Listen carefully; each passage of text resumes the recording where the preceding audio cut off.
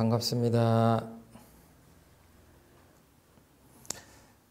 요즘 코로나19 사태로 전부 마음들이 뒤숭숭하고 빨리 좀 극복이 됐으면 좋겠다 하는 간절한 마음들로 이렇게 하루하루 지내고 있는 때에 하필은 이때 이제 이 대종사님 말씀을 좀 전해드려야 되겠다 하고 생각하고 있었는데 시기가 이렇게 돼가지고 여기에 요즘 그 세태에 맞는 말씀을 소개를 좀 드리고 싶다 해서 이렇게 시간을 가졌습니다.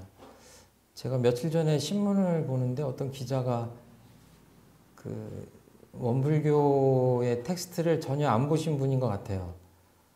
당연히 원불교도 종말론이 있겠거니 하고 한 줄을 쓰셨더라고요. 근데 제가 보기에는 좀 아쉽다. 기자분이 좀 우리 텍스트를 좀 보셨으면 좋았겠다 하는 아쉬움이 있었습니다. 그냥 원불교를 믿으시는 분이나 그렇지 않으시는 분들도 오늘 제가 소개시켜드리는 이 말씀들을 좀 참고하시면 좋지 않겠나 하는 생각을 가지고 좀 한 품 정도만, 한 장 정도만 이렇게 말씀을 드리겠습니다. 제목은 종말은 없다. 이렇게 이건 제가 이제 표현을 해본 거고요. 종말에 대한, 말세에 대한 얘기를 하시는데 한번 읽어봐 드리겠습니다. 대종사 말씀하시기를 근래 어떤 사람들은 이 세상은 말세가 되어 영영 파멸밖에는 길이 없다고 하나 나는 그렇지 않다고 하노니 성인의 자취가 끊어진 지 오래고 정의 도덕이 희미하여졌으니 말세인 것만은 사실이나 이 세상이 이대로 파멸되지는 아니하리라. 돌아오는 세상이야말로 참으로 크게 문명한 도덕 세계일 것이니 그러므로 지금은 묵은 세상의 끝이요 새 세상의 처음이 되어 시대의 앞길을 추측하기가 퍽 어려우나 오는 세상의 문명을 추측하는 사람이야 어찌 든든하지 아니하며 즐겁지 아니하리요. 이런 말씀입니다. 제가 이렇게 머리가 하얗게 될 때까지 사는 동안 꽤 자주 종말론에 대한 이야기를 들었던 것 같아요. 제가 젊었을 때는 어떤 일이 있었냐면 아주 종말론을 주장하는 어떤 교파에서 오늘이 바로 종말의 날짜다. 특정 날짜를 특정해가지고 그 카운트다운을 했던 것 같아요.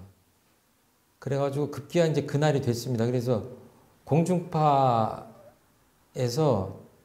그 교회도 비추고 중계 방송을 했던 기억이 나요.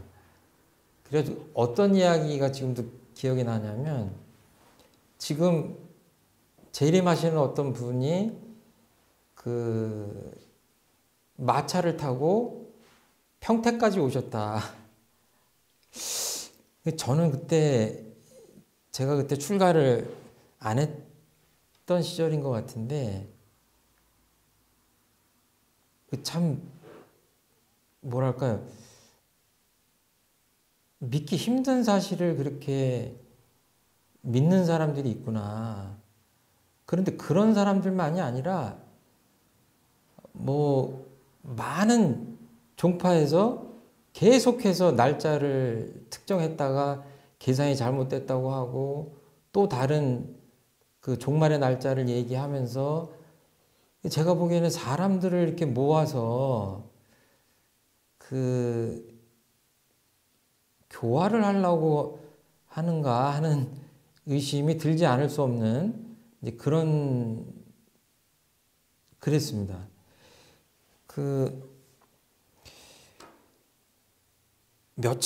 얼마 전에도 그런 교리를 이렇게 신봉하는 사람 같아요. 이제 저한테 와서 여러 가지 이야기를 하면서 이제 종말이 얼마 남지 않았다고 하면서 이야기를 계속 하시는데 제가 듣다가 이제 대화를 마무리는 해야 되겠는데 그렇게 굳게 믿고 있으신 분한테 또 마음을 상하게 할 수도 없고 믿음의 문제이기 때문에 뭐라 그랬냐면 제가 결론은 그분의 결론은 그분이 이렇게 이야기하는 그 교리를 믿어야 그 종말로부터 살아남을 수가 있다.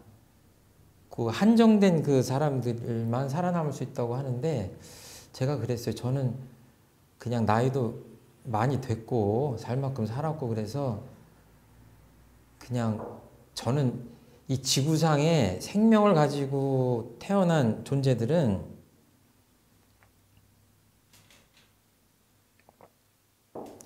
그냥 생로병사의 그 리듬 속에 들어가서 자연스럽게 때가 되면 죽는 것이 당연한 이치라고 생각을 합니다. 그래서 저는 그렇게 저만 구원받고 싶거나 그런 생각이 없습니다. 이렇게 얘기를 했어요. 그때 그분이 조금 많이 실망하는 눈치더라고요. 근데 그분은 아무튼 제가 원불교 교무임에도 불구하고 그렇게 애써서 설득을 하는데 저는 그 말이 그냥 진실입니다. 생로병사에 대한 그 어떤 신비로움에 대해서 아직 다 깨닫지 못했지만 이 세상에 생명을 갖고 태어났으면 그냥 생로병사라는 그런 윤회의 어떤 섭리의 어떤 인과 이치 그 흐름 속에서 그냥 자연스럽게 또 이렇게 죽어가고 그러는 것이 맞지 않냐 이런 생각을 하고 있어요. 근데 아무튼 이 육신을 가지고 죽지 않고 영생을 하려고 바라는 사람들이 많은 것 같습니다. 아무튼 그 결말이 어떻게 날지 모르겠고 그런 생각도 들어요. 이렇게 종말을 이야기하는 사람들은 어떤 특정한 시간을 놓고 그 사람들이 한꺼번에 죽는 어떤 재난이 닥친다, 환란이 닥친다 이렇게 생각을 하시는 것 같은데 저는 가만히 보면 그러면서 그 이제 날짜를 계속 이제 언제 그날이 올 것이다라는 것들을 문헌상에서 찾아가지고 해석도 하고 하는데 사실은 지금 이 순간에도 저는 늙어가고 또 연세 많으신 분들은 돌아가시고 또 몸이 약한데 병이 들어와서 앓다가 돌아가시는 분도 계시고 또 교통사고로 돌아가시는 분도 계시고 그리고 또 한쪽에서는 아이들이 계속 태어나고 이런 것들을 본다면 개인의 입장에서 본다면 종말이 늘 있는 것이죠. 유한한 거니까. 그런데 꼭 그것이 몇십 년 후에 또는 특정한 시간에 인류 전체가 죽을 만한 어떤 재앙이 닥친다는 것 그렇기 때문에 어떤 믿음을 가지고 뭔가를 준비를 해야 되고 한다고 하는 것이 그렇게 합당한 생각일까 그런 생각을 저는 합니다. 학교에서 배웠듯이 어떤 지구상에 어떤 빙하기가 닥친다든지 하면 그 생물들이 한꺼번에 그 멸절해버리는 멸종하는 그런 그 자연의 어떤 순환의 논리가 있긴 하지만 그 또한 또 어쩔 수 없는 거 아니냐. 좀 그렇게 받아들이면 안 되겠는가 하는 생각이 들어요. 그리고 성현들께서 종말에 대한 이야기를 하신 것은 뭐 다음 기회가 되면 말씀드리겠지만 저는 그렇게 물리적인 생물들이 한꺼번에 죽어가는 그런 종말을 이야기하신 것이 아니다. 저는 그렇게 생각을 하고 혹시 그런 생각들을 가지시고 원불교를 이해하시려고 한다면 원불교에는 단언컨대 그런 종말론은 없다. 오히려 방금 전에 말씀하신 것처럼 앞으로 굉장히 좋은 세상이 도래할 것이다. 지금도 보면 인간이 핵무기나 어떤 뭐 여러 가지 환경 오염 문제나 이런 것들 때문에 인류 종말, 멸절, 멸종 이런 것에 대한 우려를 해요. 근데 그것은 인간의 잘못에 의해서 그런 것이지 다른 사람들이 얘기하듯이 그런 종말하고는 좀 다르지 않겠느냐. 그리고 나만 특별한 믿음을 통해서 구원을 받는다라고 하는 어떤 선택에 대한 강박관념, 이런 것들 때문에 저는 그런 분들을 보면 오히려 하루하루가 굉장히 뭐랄까 좀 쫓기는 듯한 기분, 그런 마음 속에서 살아가는 것이 아닌가, 마음이 편할 날이 있을까 하는 그런 좀 측은지심이 듭니다. 쓸데없는 공포를 가지고 우리를 살게 하는 것 아닌가? 저는 뭐 그런 생각을 합니다. 그리고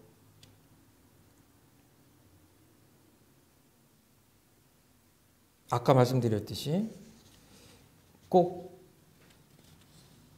몇몇의 일부 선택받은 사람들만이 그런 종말로부터 벗어난다고 하는 것이 저 같은 사람한테는 좀 불편합니다. 예. 그래서 뭐 다 믿음의 차이겠지만, 이제 넘어가면서 소태산 대종사님이 말씀하신 걸 한번 조금씩 더 공부해 보겠습니다. 세상은 말세가 되어 영영 파멸밖에는 길이 없다고 하나, 이것이 제가 말씀드린 대로 아까 종말론이죠. 세상에서 얘기하는 종말론입니다. 거기에 대해서 명확하게 대답하세요. 나는 그렇지 않다. 그렇게 생각하지 않는다. 라고 단언을 하는 것 같아요. 그리고 성인의 자취가 끊어진 지 오래고, 방금 전에 읽었는데 혹시 기억이 나시나요? 이 네모 안에 뭐가 들어가는지? 예, 도덕입니다.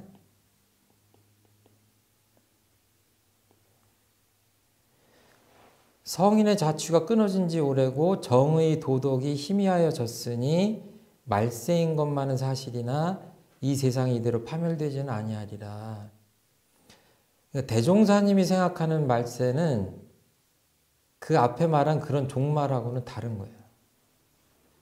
오히려 인간들이 가치관의 혼란 때문에 정의와 도덕이 희미해진 것을 말세라고 한다.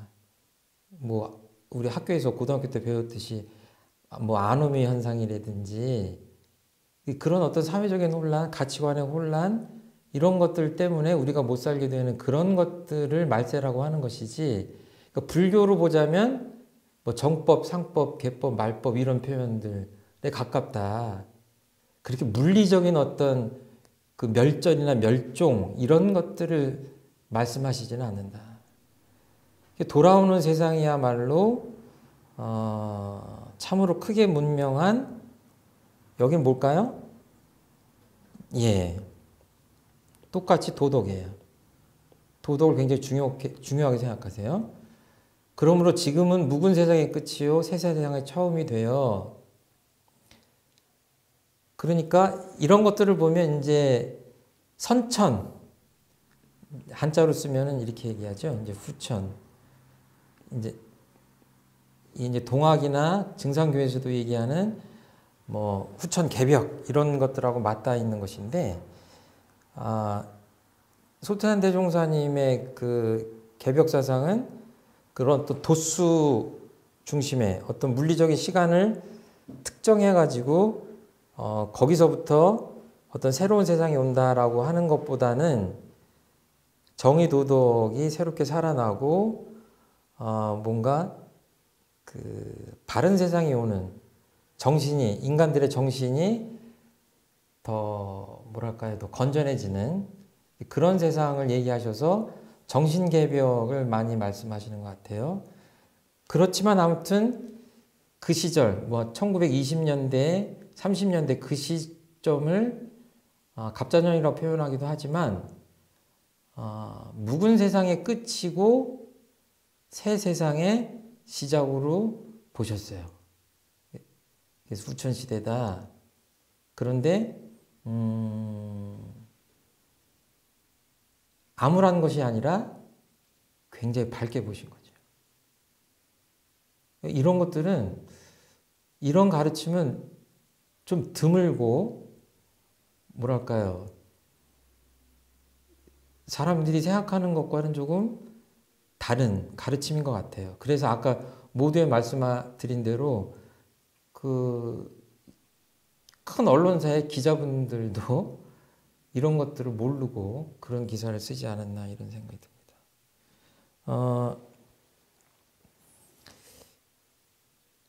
어떤 표현까지 있냐면 맨 끝에 보면, 그러니까 물질 문명하고 도덕 문명이 이렇게 조화를 이루는 세상을 아주 살기 좋은 세상으로 이렇게 생각을 하시는 것인데, 참 문명이라고 표현하기도 하고, 오는 세상의 문명이 그런 세상이라고 보신 거예요. 그러니까 물질 문명을 배척하자는 것이 아니라 물질 문명을 사용하는 우리들의 정신만 건전하다면 정말로 유사 이래 처음 보는 밝은 세상에서 우리가 살 수 있다. 어떻게 표현하셨냐면, 어찌 든든하지 아니하며 즐겁지 아니하리요. 미래에 대한 대단한 낙관을, 어떤 아주 대단히 긍정적이고 낙관적인 생각을 하고 계신 거죠.